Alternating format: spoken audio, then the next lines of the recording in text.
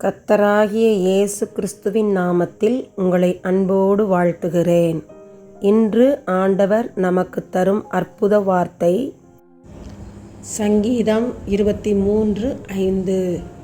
என் சத்துருக்களுக்கு முன்பாக நீர் எனக்கு ஒரு பந்தியை ஆயத்தப்படுத்துகிறீர்.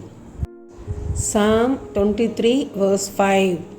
You prepare a table before me in the presence of my enemies. அன்பான சகோதர சகோதரிகளே, கோலியாத் என்ற கொடிய ராட்சசன் இஸ்ரவேல் ஜனங்களுக்கு விரோதமாய் போரிட வந்தான். அவன் வந்து ஒவ்வொரு நாளும் கூக்குரலிட்டு கொண்டே இருந்தான். யார் என்னோடு போரிடுவார்கள் என்று கேட்டான். இஸ்ரவேல் ஜனங்களும் சவுலும் பயந்து நடுங்கினார்கள். ஏனால் அவன் பயங்கர ராட்சதனாய் மிகவும் உயரமாய் கொடியவனாய் காணப்பட்டான். தாவீது என்பவன் ஆடு மேய்த்து கொண்டிருந்தான். தன்னுடைய அண்ணன்மாரை பார்க்க போரிடும் இடத்திற்கு சென்றான். கோலியாத்தை கண்டான். அவனோடு போரிட விரும்பினான். நீர் ஓரம் பக்கம் சென்று 5 கூழாங்கற்களை எடுத்தான். அவற்றை எடுத்துக்கொண்டு கோலியாத்தின் முன் வந்து இஸ்ரவேல் தேவனுடைய நாமத்தில் போரிட துணிந்தான். ஒரே ஒரு கல்லை சுழற்றி கோலியாத்தின் நெற்றியில் பட எறிந்தான். கோலியாத் கீழே விழுந்தான். அவனுடைய வாளையை எடுத்து கோலியாத்தின் தலையை வெட்டி போட்டான் தாவீது. ஆம், தாவீதை கர்த்தர் உயர்த்தினார். சத்துருக்களுக்கு முன் ஒரு பந்தியை ஆயத்தப்படுத்தினார்.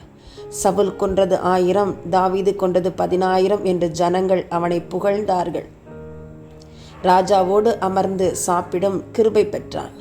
இப்படியாய் தாவீது சத்துருக்கள் முன்னிலையில் உயர்த்தப்பட்டான்.